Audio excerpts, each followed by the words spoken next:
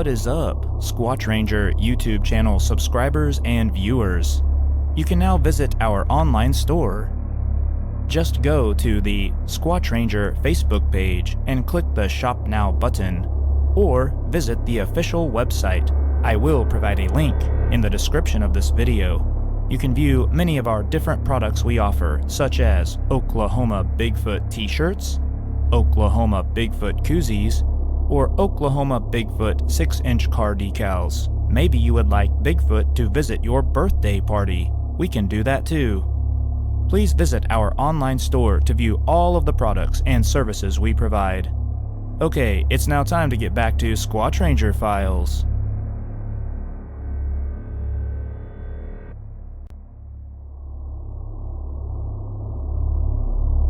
You have 77 counties in Oklahoma. I can put reports in them in 66 counties.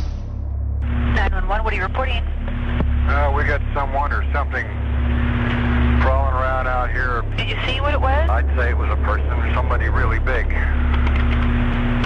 But he's all in black.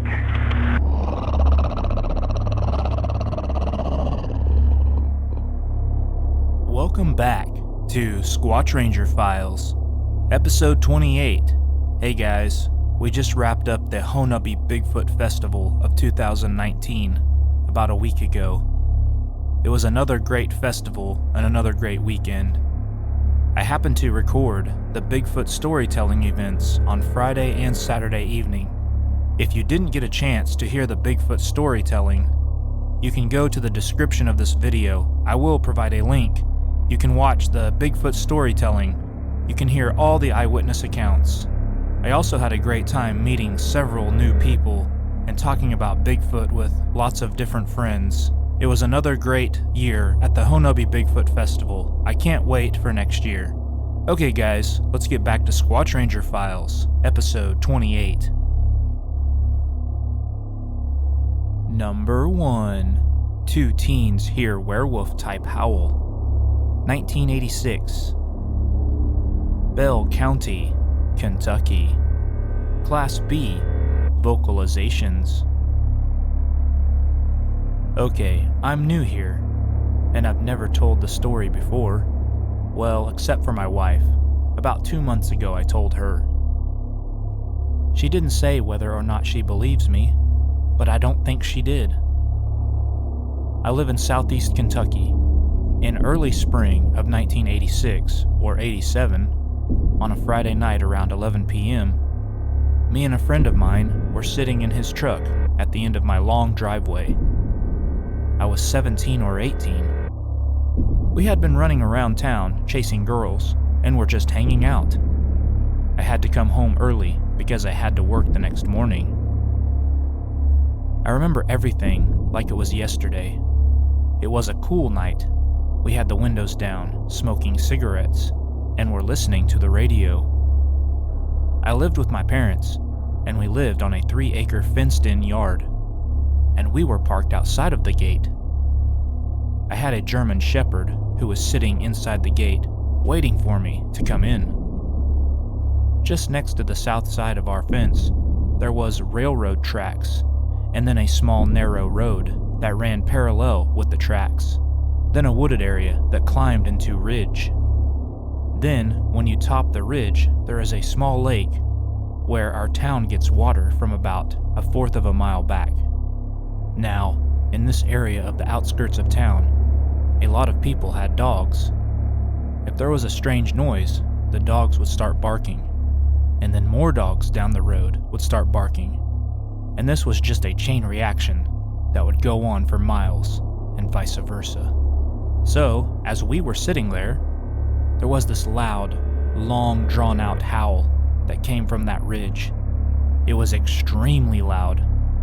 The only way I could describe it is that it was very reminiscent of the howl in the movie American Werewolf in London, only twice as loud and 3 times as long. I just sat there and stared at the tree line that I thought it came from. Then I turned to look at my friend who was in the driver's seat, and his eyes were as big as golf balls. He said, "What the hell was that?" I said, "I don't know." Then he said he was going to go on home. As I walked into the gate, I noticed my German Shepherd wasn't there. He always waited for me. We were like Fred Flintstone and Dino. I would come in the gate, and he would be all over me. This time, he wasn't there. And as I got closer to the house, I realized there were no dogs barking anywhere. That was unusual, considering there was a strange noise. I walked around the house to the back door, and my dog was curled up in a corner. He was never afraid of anything, but I could tell he was afraid. He was curled up with his ears lying down, and he wouldn't lift his head to look at me when I spoke to him. He just looked at me out of the corner of his eyes. I have never heard a sound like that before or since, but I've never forgotten it. There are no wolves or coyotes in this area, and there's no way it was a dog. It was just too loud. I'm sorry the story is so long, but I've been holding it in for a long, long time. Number 2. Gigantopithecus Bigfoot sighting in Caddo County. 2019. Southwest District, Caddo County, Oklahoma. Class A daytime sighting. I saw a big blackish-looking Sasquatch this morning as I was headed to work northbound at approximately 5:20 a.m. Location was on Highway 8, south of Anadarko's Indian City, Oklahoma. It was south of New Hope Road, about a half mile, standing on the west side of Highway 8 shoulder, just in the grass area. It was waiting for me to go by, I assume, so it could cross the highway and go east into the Dombo Canyon area. It was very big and tall with a huge barrel chest. It was way bigger than any human. It was leaning its upper body at a 45-degree angle towards the highway, as if it was getting ready to sprint across. It had its right hand on its right knee, like a runner, getting ready to start a race. Its head was humongous compared to a human's, and it was slightly turned towards me. Its eyes were bigger than a human's. It was closing its eyes about halfway, due to my beams being on. Its eyes were a deep red color reflecting off my headlights. It just watched me as I drove by it. It was probably about 30 yards away from me. I marked this map with the location. Number 3. Man sees Bigfoot on family farm. 2017. Brunswick County, North Carolina. Class A, daytime sighting. A lot of people have asked me to share my experience here. I am not a person that scares easily, but I was scared that day. Here goes. I was walking around the cornfields on the farm I was raised on. I was there just to clear my mind. I got to the lower end of the field. I wasn't really paying any attention to things around me. I heard a rustling of bushes ahead of me. I thought it was a deer coming to the fields to feed. I stepped over the drainage ditch next to the woods and stood completely still.